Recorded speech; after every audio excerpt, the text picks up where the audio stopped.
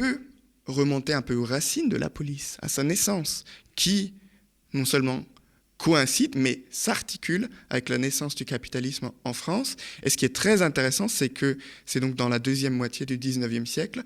à ce moment-là, la police est créée, la police moderne,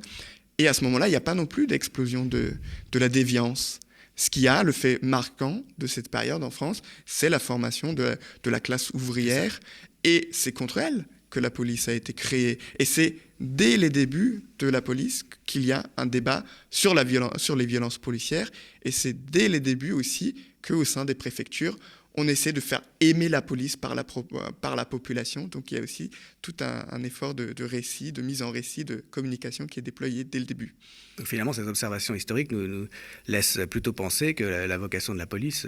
c'est pas tant d'être au service de la population que justement de la contrôler,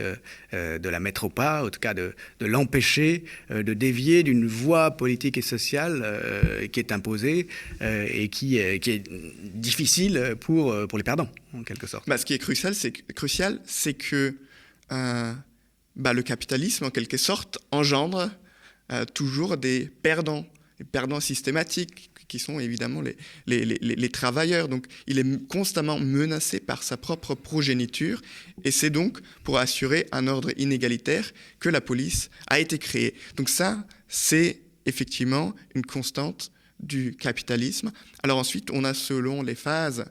du capitalisme lui-même, on a des violences policières plus ou moins fortes, un peu moins fortes pendant la période fordiste, pendant les années, les 30 glorieuses, beaucoup plus maintenant dans la période néolibérale, mais le fondement violent de la police, qui est toujours dirigé contre la même partie, la majorité de la population, lui, il est bien réel. C'est bien illustré finalement par le changement d'objet des violences policières ou son évolution qui a marqué le développement du mouvement des Gilets jaunes. Parce que finalement les populations qui ont fourni les rangs des Gilets jaunes, c'était des populations qui n'étaient pas confrontées jusque-là, contrairement aux populations des banlieues issues de l'immigration, aux violences policières systémiques, et qui étaient plutôt, les études le montrent, pro-flics, pas du tout anti-flics, comme on dit. Et elles ont découvert dans leur chair, avec la répression de leur mouvement à elles, qui devenait dangereux pour l'ordre néolibéral, et qui était suscité par les évolutions néolibérales, ce mouvement-là, qui les précarisait, qui leur rendait la vie plus difficile, elles ont découvert, ces populations-là, que la police, elle était aussi là contre elles, au besoin.